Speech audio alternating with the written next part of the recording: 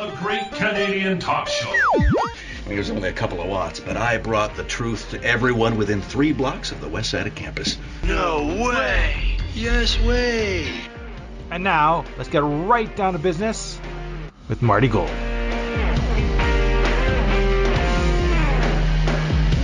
I come from a driving family, a driving culture. My dad drove a route truck for our family business. He drove cab. I drove cab many miles down the road with the different misadventures I had on the West Coast and the entertainment business and such things.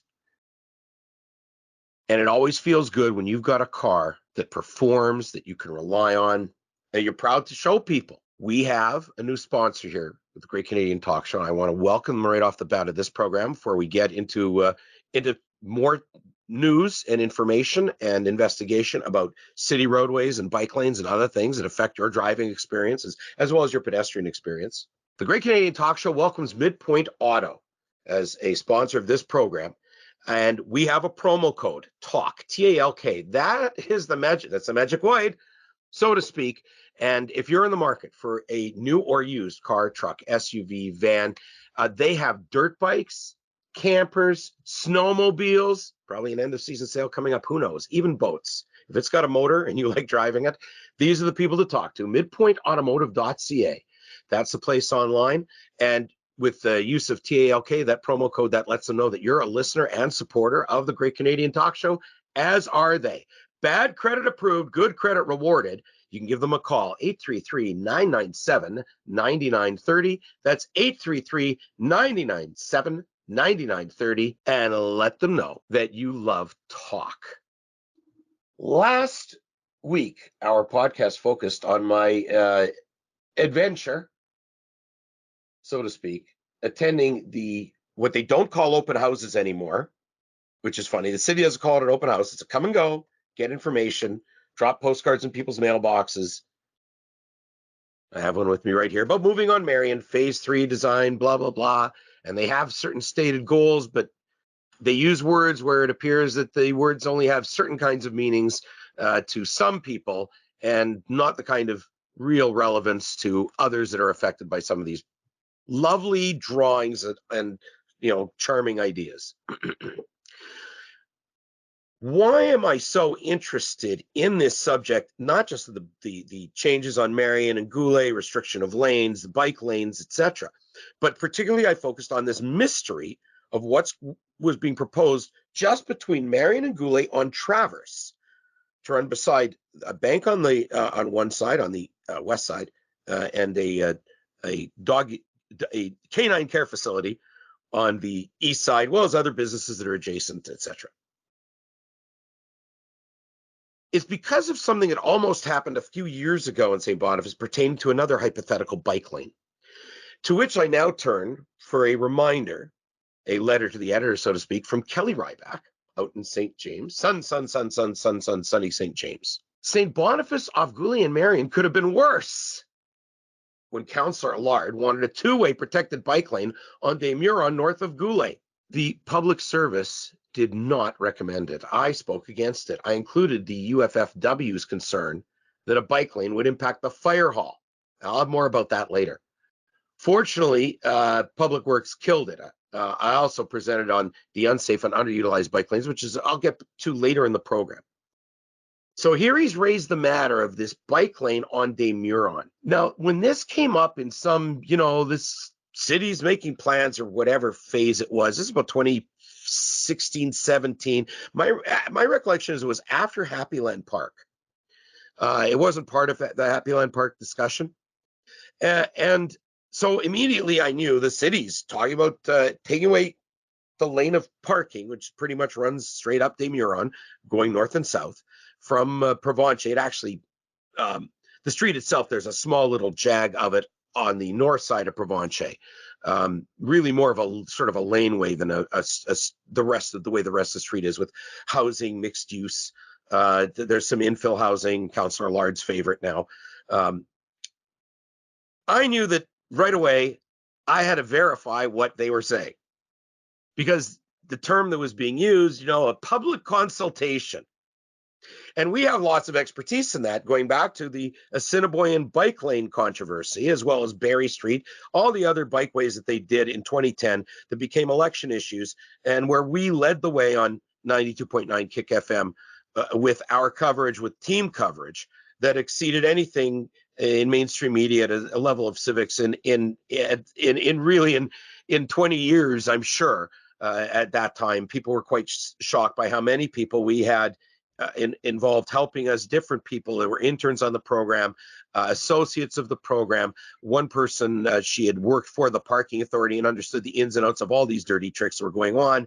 And you'll remember that among the stupidities was the city had to redesign a turn at the end of Kennedy and Assiniboine because a bus got hung up on the curb and got stranded on the island. And that cost the city another 45 grand. If they'd been listening to what we were doing on radio, it might have saved the taxpayers a little bit of money. But various agendas were at play. Oh, the federal money will expire. You see how great Assiniboine is, how well that part of the city's doing. Anyways, I digress. Knowing they were up to something on Des Meurons, I went at that time and I started asking questions. And there were a couple of businesses that had no idea on the stretch between Provencher and Goulet, for instance. There's a cabinet manufacturer. No idea. They had never heard of the idea they were going to lose the parking in front of their store.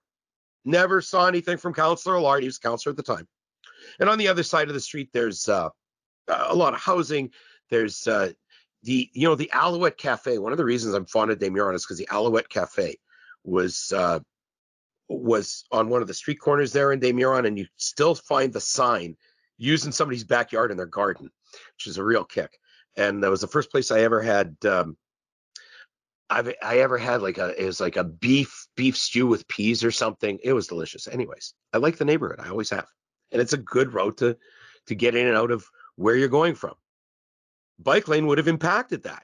There's also funeral home, and then Desjardins Funeral Home, I think it is. And then right past it, a fire hall. But this concept was to have a bike lane go across Goulet, across Marion. Now, on the other side, you cross Goulet, you cross Marion, taking your life in your hand because of the potholes. There's a bus stop right off the corner, and then you come up to Des Meurons Taylor, the aptly named Des Meurons Taylor. And I went in, and I was already a customer there. A wonderful hardworking Asian family with racks of stuff. They're sewing and knitting and cleaning and little shop. And they've got a laneway right in front of them going in and off their property for their vehicles. And right on the other side of them, I think it's a private house. I don't know if there's a business out of it. The same thing. So the idea is to cross, go in front of the funeral home, a fire hall, Goulet, past Doug and Betty's, I guess. I'm not sure if it was there at the time. I don't think it quite was. Through the bus stop, just cycle. And how many different, what do they call them? Conflict points are there that you're exposing people to? Just, giving them this false, imagine trying to turn in and out, and now you've got a protected bike. But that was Allard's idea for Des Meurons, and it got spiked. And I learned for a fact that this was being talked about, the city spending money on people's salaries to draw up plans and all this other malarkey that eventually it got to committee at some point, which I never even knew about. And certainly the area businesses probably didn't know about. I'm guaranteed that. So we've already seen how businesses can be affected by the city spending your tax dollars on plans that will in the end go nowhere, or alternately go through and are poorly thought out, are improper, are wrong, often because of flawed public consultation. And I remind everybody that I think it was in 2011, the calendar date, I think it might have been early 2012 actually, when the audit that was called because of the work done by our program, the city auditor found a complete botch on the Assiniboine bike lane, including great selectivity practiced by the consultants in who they were or weren't listening to and who they were or weren't cluing in to these various ideas. So we know that the trick is that they create this false sense of consensus because people are clued out about what's going on. Now, wait till you hear what I've learned this past week about who's, in some cases, clued out, and should have been clued in, and in some cases, clued in, but nobody else was clued in. I, in fact, spoke with a vice president of Scotiabank at the corner of in this case, the branch at the corner of Traverse and Marion, where parking would be taken away by bump outs in this grand plan right in front of their branch, as well as all the parking beside it, as the city would intend to fill. There's about 6 spots, and if there's a couple of big trucks, it might end up being 4.5. You get the idea. And then 6 on the other side of the lane. So between Marion and Traverse, there's about 12 parking spots on both sides of the street, and they would be losing access to that, as well as, hypothetically, you're coming from the other direction, you turn the corner, you walk across the street. You get the idea. There's 24 parking spots, pretty much, the city's provided. They took out the trees a couple of years ago that did not exactly beautify the neighborhood to any degree whatsoever. And I never did see an explanation about that, but I digress. I had established in last week's program that the day manager of the canine care facility was certainly unaware of the concept of takeaway parking, which would be just deadly to their business, because people are getting out of the car and they're walking their dogs to the door to drop them off and or to pick them up. What kind of a maniac wielding a pencil in City Hall thinks it's a good idea to take away parking from people who are getting care for their pets? I spoke with Vice President at Scotiabank, and we had a very interesting conversation. And so my experience with Des Meurons, where my own tailor shop had no idea the city was spending money trying to figure out ways of taking away the parking in front of their damn business, it's being repeated by my bank to my bank. My bank's not doing anything. Now, I did get at first an email, and the email indicated I was not made aware of the egress access. And this is how I described it: was if you can't park nearby, that is affecting the egress and access to it, makes it more difficult, certainly for senior citizens, for deliveries, etc. I was not made aware of the egress access, but generally, cities such as Winnipeg would communicate with our Scotiabank national office teams for changes that may impact branches, so the team may have been engaged. However, I would have to check to see whether they were made aware. In our subsequent conversation, his sense was that they had not been made aware. He explained that in the email, we've had the city communicate regarding other branches when changes are made to egress and or new bus stops. And so he explained to me from personal experience, I guess, his involvement, so to speak, his responsibility, authority, with regards to a branch on Pembina Highway when they were putting in rapid transit bike lanes, whatever, there was a branch affected out there. So he's already aware of this kind of thing. He was not impressed whatsoever at the concept of that branch losing its parking. As we spoke, he went online and said, I can see the map you're talking about. You're right. It's good that you asked why it was a different color. I don't see anything saying anything that this is going to be a bike lane. Now, this vice president's been around a number of Winnipeg organizations dealing with governments, City Hall, certainly, and different issues. This is no dummy. So when a person like that, if this is hidden somewhere on the website, that's not good enough. When they can't see it and it's right past their property. So keep this in mind when they say, oh, the next phase is to, what's the next phase? They're going to prepare a plan in the spring based on feedback, but they've already not gotten feedback from either the property owners or users or from the public, because they failed to divulge clearly and plainly how many overall parking spots were at risk by the plan itself. So any advice, any information, any plans drawn up that are handed to Janice Leah Lukes and the Public Works Committee are garbage and bound to start a fight if it proceeds without rectifying these odd oversights being committed yet again, despite council unanimously accepting the principles and the findings of the bike audit for Assiniboine Avenue way back that occurred in 2010. The Great Canadian Talk Show is brought to you by The Hive Hair Company. From classic to funky, the styles of your life are at The Hive, in the heart of the Osborne Village at 175 Osborne. Call 452-4483 or online, thehivehaircompany.com. So I just got a quick question. Sure. Do you think that they tried to do this again, get this bike lane going here again, because they just have a whole bunch of new people in city council and they saw an opportunity? Everyone's sort of politically weak. Sorry for the background noise, kids. New microphone and new placement of it. No, I bet you it was held for the new council to look at. This thing might have been slow walked at some stage. I don't want to say that absolutely. I can see that it could have been slow walked because the next council will make the decision, blah, blah, blah. The problem is that they had more time to figure out exactly who needed to be communicated with and how ideas had to be expressed to the public so they'd get proper feedback at the not an open house come and go. God forbid they hold a town hall and say, we're going to have a speaking session from 7 to 7:30 where we're going to talk about this.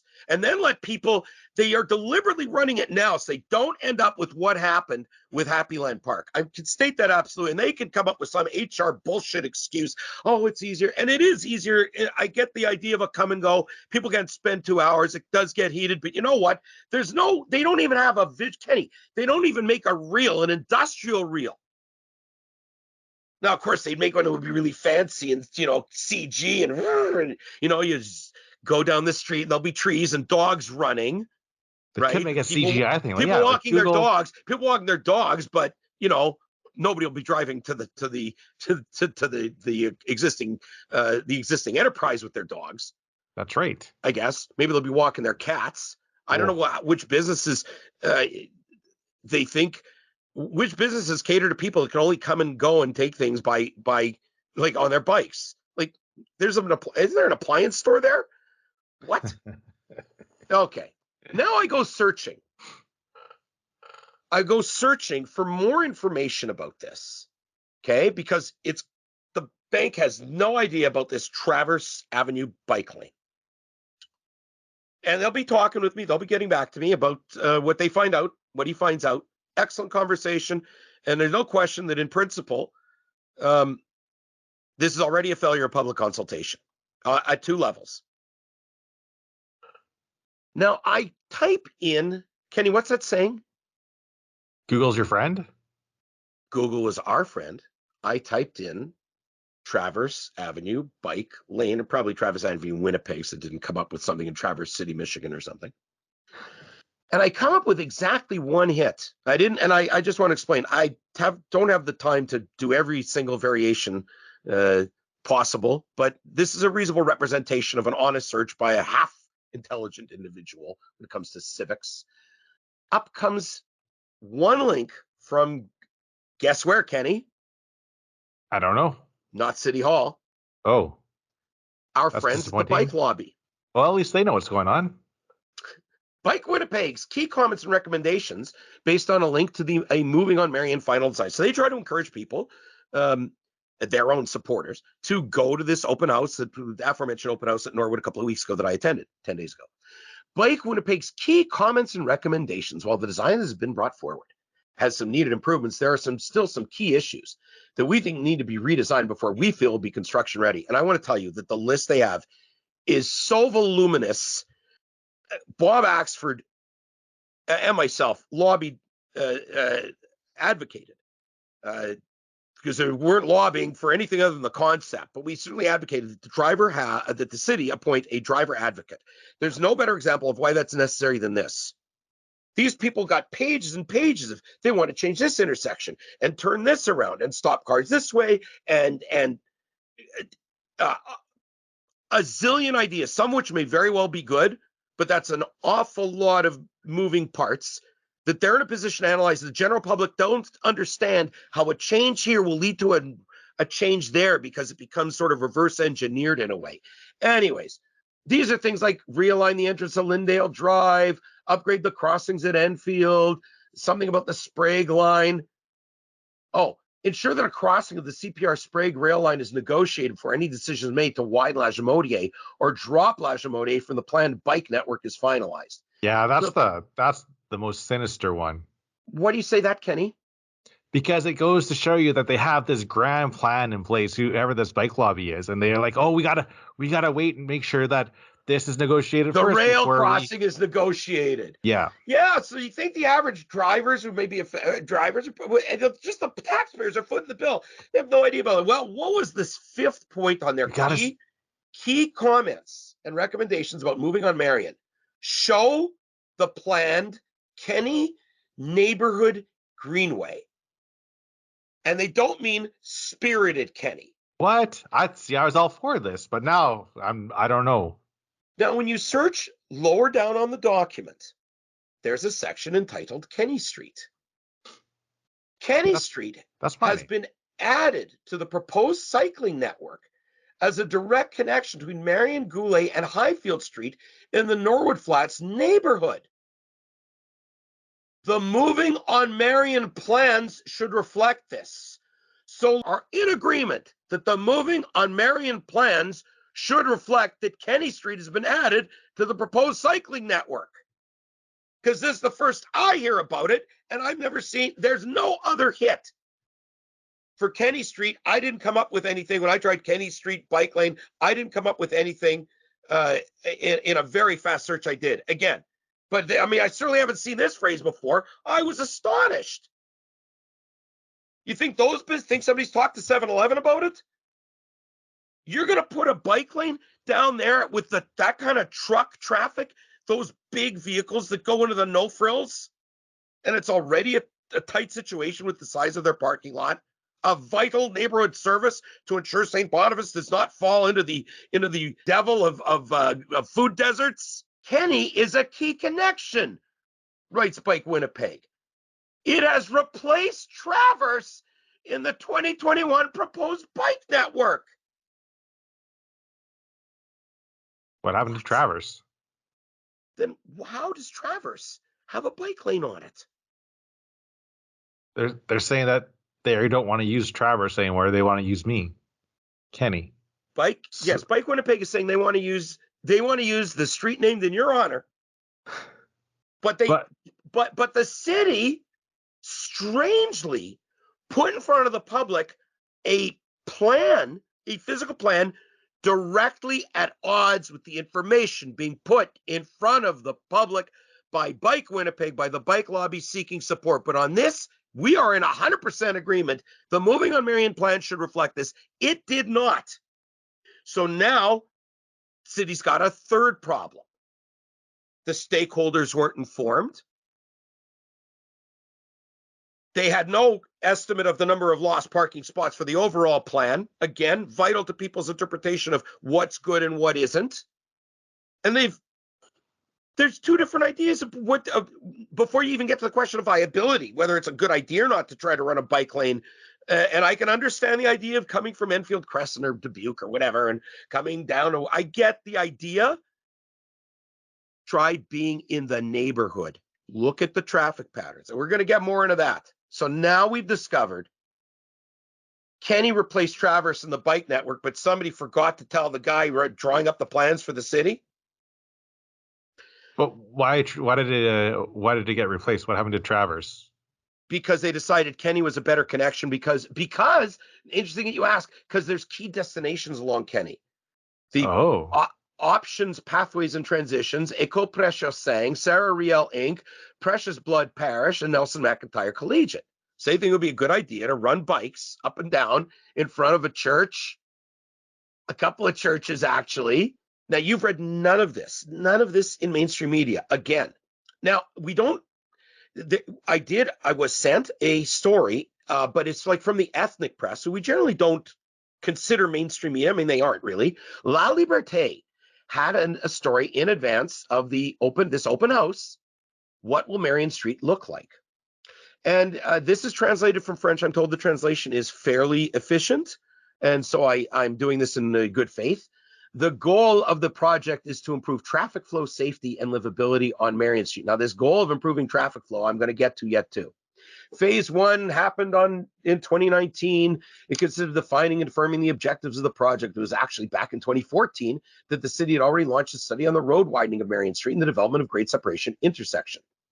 At the time, Matt Allard, so this is a history lesson. It's a bit of a lesson in journalism too. This whole St. Boniface thing. Matt Allard was serving his first term as a St. Boniface councillor. He remembers the origins of the project. Quote, the study was rejected by the community.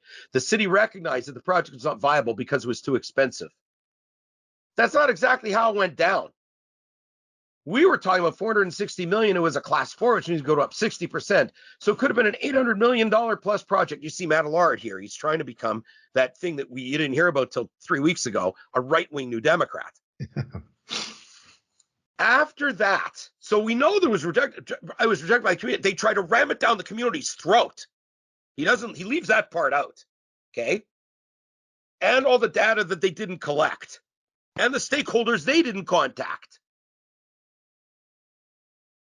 After that, claimed Allard in French, au français, I was able to convince the administration, my colleagues, to go with another project that was more affordable and supported by the community. No, they had to come up with something. And he'd say, well, I convinced him that, like he was the steward of the public purse on the first one. He was happy to those open houses. He didn't immediately say, this idea is stupid, it's too expensive. And it was quite evident it was destructive, 140 expropriations. He stood by it until he finally could not do so. I know, I was there.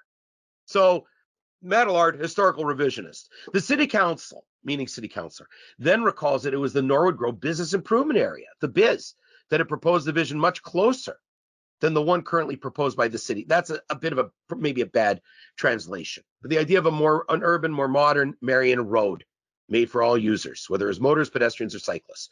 So keep this in mind, Kenny, the Norwood Grove Business Improvement Area. Okay? Mm-hmm. So after phase 1, they present their design for phase 2 is in 2022. They present their design with the following outcomes. They're all positive findings, according to Matt Allard. And then he pitches that we have the possibility of a district, lots of success for merchants, and transportation for all users. The project to date is very interesting. Now, then it raises sort of a question, a breakthrough for cycling. It's a topic that is often in the news. What is the role of active transportation in Winnipeg? Specifically, can the city make more room for bicycle infrastructure? From the overviews of phase 3 presented by the city, the answer is yes. Now, none of this talks about the deleterious effects of the loss of parking. Not exactly stellar journalism, but it's being fed to them as something that's like, everybody loves it, including a guy named Brian Pincott, former NDP councillor in Calgary, who now sticks his nose in Winnipeg affairs as a resident of Spence neighborhood, as an expert on urbanism, I guess. Former executive director of Bike Canada. It's not just good for cyclists, but for everyone. In the end, this is a project that is so important to the vision of Marion and Goulet Streets more livable streets. And they identify him as a former Calgary city councillor. He'll be good for cycling. He warns about potential for conflict between all users. When it comes to cycling, it's important to put in bike lanes to reduce conflicts in bikes and cars and bikes and pedestrians. If it's good for everyone, it's good for no one. Now, Allard said, I hope people will come forward to participate in this project. It's important that people bring their voice to the table, said Pincott. I'm sure Matt Allard and Brian Pincott would agree that people should only be expected to raise their voices when they are given information like how many bike users on the existing bikeway on Eugenie, how many parking spots are proposed to be lost in each block, and in front of which businesses, up and down Marion and Goulet too. Less businesses, but there's apartment buildings, etc. How much will traffic times be affected? Other important data points, right? Now, I took pictures of, especially I want to talk about the inbound now, okay? Because again, nobody in the media is going to explain this. And the city has already did not. When you have this inbound traffic coming in, down past Des Meurons, but down Marion from La Jamodier, say from Archibald, and they are coming to go downtown. And this would be like morning rush hour. The one lane is already a bus lane. Okay.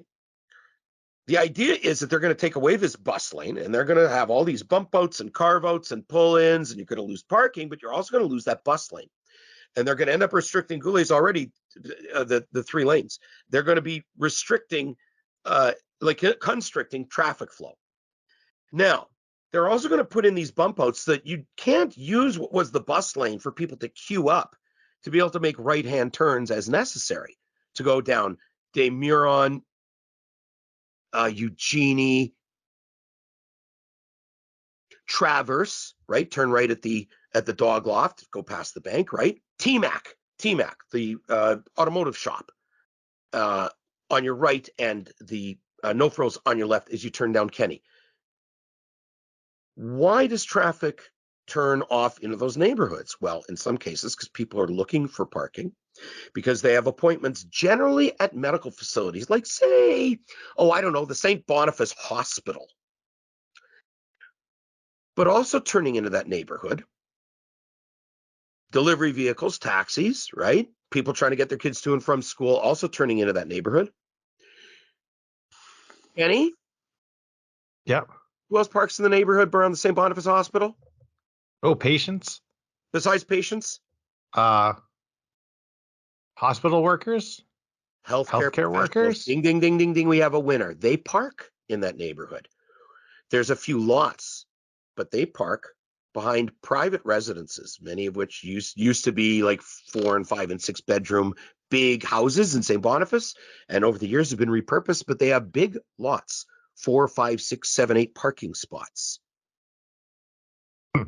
Homeowners, property owners in that neighborhood provide parking for your healthcare workers, and you don't want to pay for more parkades, because the only place a parkade is going to go is in Coronation Park or La Vérendrye Park. So don't kid yourselves about what the effect could be if you take out that bus lane and make it harder for people to maneuver and turn right in morning rush hour. Now you're going to back that traffic up. Never mind the ones that are trying to push through to go to downtown, where they also, can't use that bus lane to cross Taché. You're going to have that traffic that already I know gets backed up in, bad weather conditions and heavy rain or whatever, and it's going to be backed up from Kenny to Traverse to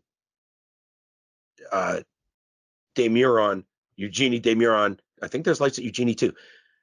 All these lights coming around that curve, and that traffic's going to be backed up. And every time somebody now has to wait to turn right, and let's say there's pedestrians, somebody pulling their sled with their, the old days it would be somebody with a morning newspaper. You're going to create a situation that is going to make what is already a difficult experience in the morning even worse. And it's going to affect the lives of hundreds, if not thousands of people on a daily basis. So you'd think that the city of Winnipeg, and you can, on the YouTube video that we'll prepare for this, you'll see the images of what this looks like, and we're looking down where this lane would be taken up. And part of the purpose of taking out the bus lane is to put in a bike lane and these cutouts and the bump outs and whatever. It's to redo that whole boulevard section, sidewalk section, just to be clear. And I understand the principles, but for this neighborhood, a lot of this is not well thought out, as, for instance, the Des Meurons bike lane. And the ramifications have to be clear going in, and for the city to get proper feedback, they have to be upfront about what this means and what it'll mean to the quality of life in the neighborhood. The quality of life in the neighborhood is not only made up of the hardcore bike lobbyists and other such folk, eco warriors, of which Matt Allard, who is now a latter-day right-wing New Democrat, by the way, since he's no longer in a position of power, having seen so many of his pie-in-the-sky ideas shot down. And so now he's trying to recast himself. However, what does he say? People should participate in the project. I'm sure Matt Allard would agree with the Great Canadian Talk Show and would agree with Bike Winnipeg that there should be clarity on where the proposed bike paths, bike laneways, greenways, whatever, are or aren't.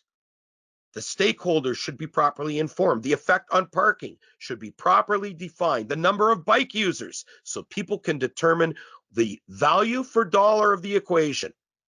Potential loss of jobs. These are jobs that these businesses fold. Don't kid yourself. The government opening up a new office of something or other, it does not replace private sector jobs in communities. It doesn't replace the sense of pride. It doesn't replace the sense of community, of independence, of being part of something. Don't kid yourselves. When insurance agencies close, nail shops close, little eateries close, they're replaced by some sort of government office or government subsidized office, one way or the other. That's not an improvement. I'm not even going to get into safe injection sites and other such things that will postpone till next week, and that effect on quality of life.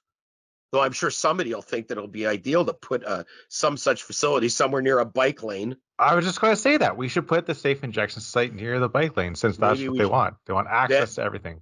Yeah, sure. So, speaking of bike lanes, I know this has gone long. There's more from Kelly Ryback. Bike lanes in the exchange of his presentation. 14 bikes an hour during the commute in the summer dropped off significantly during the day. Well, vehicles can no longer turn right on red, which is true, a pain in the ass. So 40 cars per hour, he's talking about during rush hour, idle for a combined time of 25 minutes. The number of bikes per hour during the commute in October was 1. You have the loss of snow storage, the loss of boulevard space. Check out Berry Street between Ness and Portage and St. James. We fought that one. We stood up for the residents there. The people, remember they had to curve the bike lane around a tree? Oh, And they jeez. cut it to within 6 inches of the tree? Jerks. The bike lane use report from 2020 to 2021, it doubled. What they didn't state, but I did before council, wrote Kelly Ryback, it went from 1 bike per hour per lane to 2 bikes per hour per lane. The city tactic is to cause congestion to dissuade cars. It's known. The tactic is proven wrong. Now, that's not to say that everybody, God, no one's working downtown anymore. No one's using those bike lanes anymore. No duh. not according to the bike lobbyists, one of them going onto our YouTube page to say, firstly, Marty is full of it. I'm a resident of Norwood and can confirm that Lyndale has more pedestrian and bike traffic than cars. Well, I didn't comment on that. Second, the residents of Norwood and the Biz want bike lanes, so the residents don't have to drive to access commerce on Marion and Goulet. We want a walkable, bikeable neighborhood, not just want to be driven through at high speed. Lastly, I leave my cargo bike parked outside of the safe when I'm confident I'll be there every time. It's because I talked about residents on Lyndale, Yes. and one has 2 bikes, one to take. I just want to mention something. Here's what he says about they want a walkable, bikeable neighborhood, right? And this is the plan, and this is everything they want. Let's go back to, and everybody says, well, the Biz wants it, right? Here's what the Biz wrote in 2018. I could find no more current documentation. There's nothing on the, when I say Biz, Norwood Grove, St. Boniface Biz. There's no documentation about Traverse Bike Lane at all. Nothing about Kenny. Here's from their last document I could locate relevant to this about the organization is being cited as the supporters. Similar in scale as Sherbrooke Street in the West Broadway area, protected bike lane along Marion Street could be a pilot project for future lanes in the Norwood Grove zone.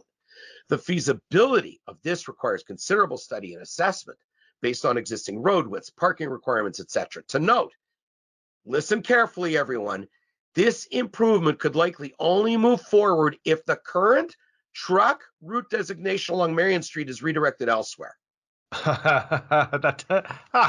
Oh my God! So we're making all these big plans for something that isn't even going to happen. Well, certainly not an open house, and certainly in nothing I've seen online have I seen anything about how this concern, it could likely only move forward if the current truck route designation along Marion is redirected elsewhere.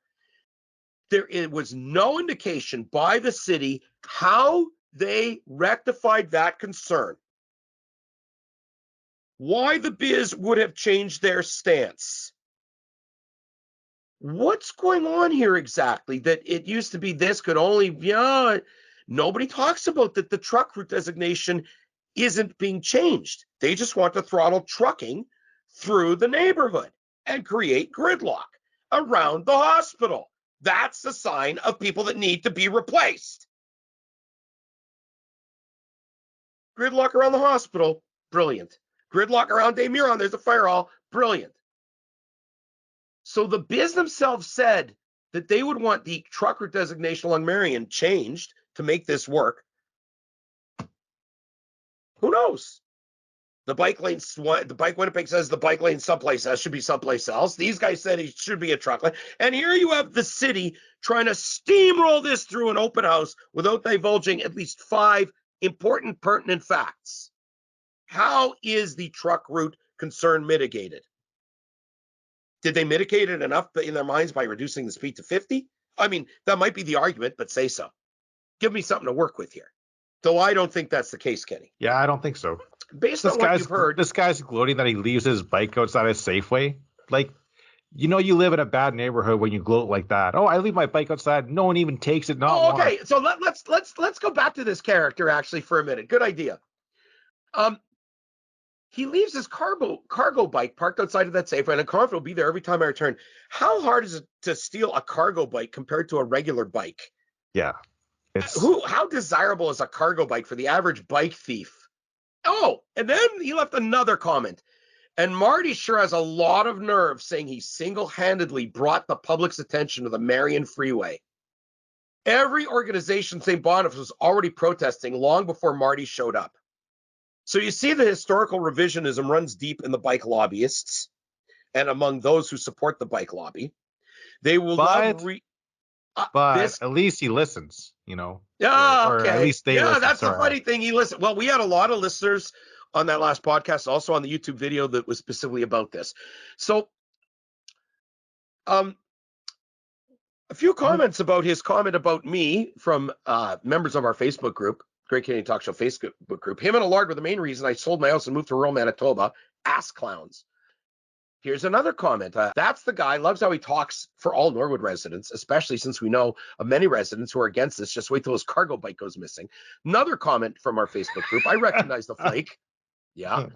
He's a hardcore member of the bike lobby. And I'm told his Twitter feed is full of like outright anti-car, anti-oil, radical anarchist feeds, like the way far to the left. But he doesn't repeat them out of his own mouth apparently, but he's happy to pump some air into them, I guess. How many businesses want their customers, this listener said, to limit their purchases to what we carried on a bike? What kind of a family could a person raise if they just had a bike? Is mom going to pedal her son in his gear to hockey practices?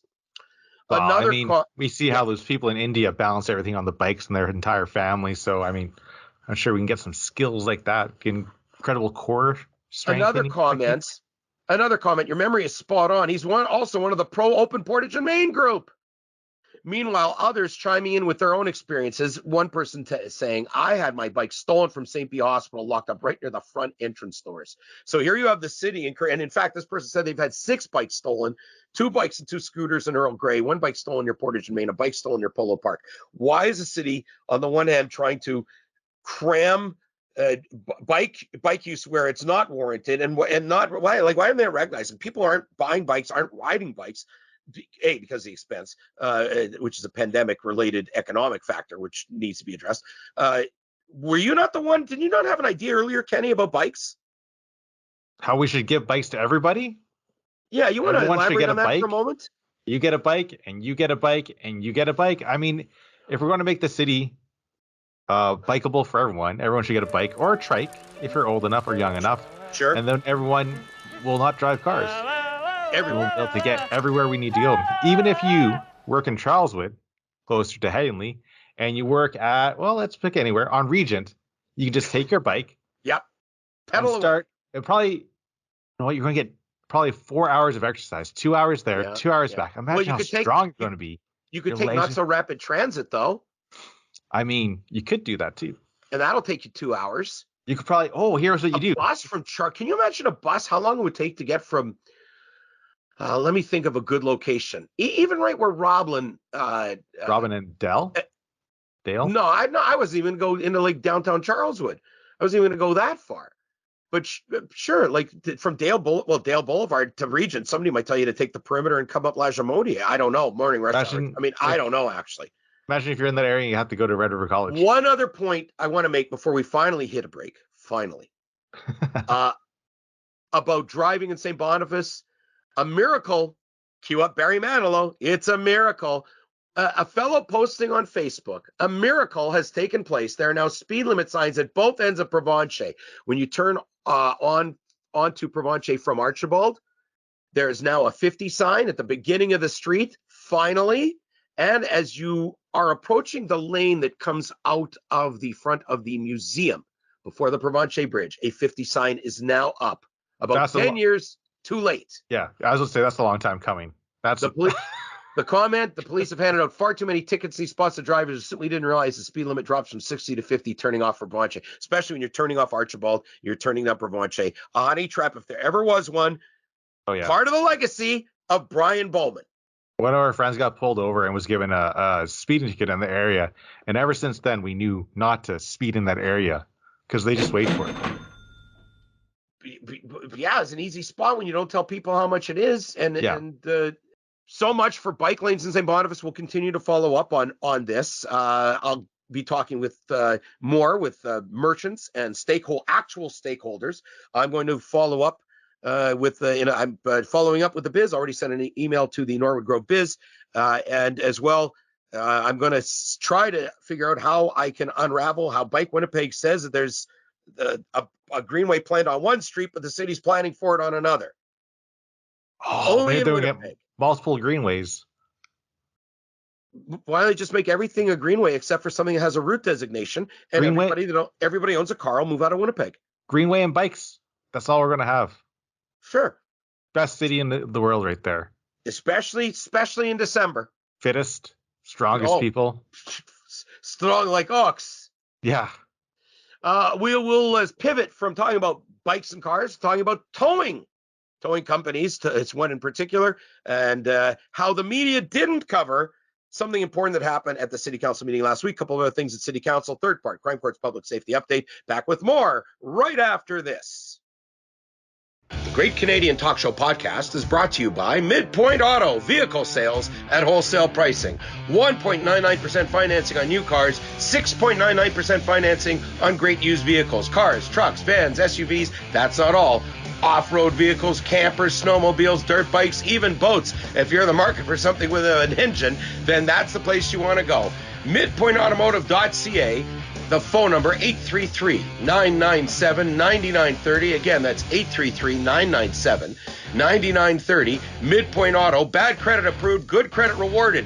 If you're a listener of the Great Canadian Talk Show podcast, let them know by giving them the promo code, TALK, the word talk. That's the promo code, and you're sure to get a great deal from Midpoint Automotive. Do you have a comment, story tip, or want to advertise or support the Great Canadian Talk Show podcast? Email tgcts1@gmail.com, join the Facebook group, or follow us on Twitter @TGCTS.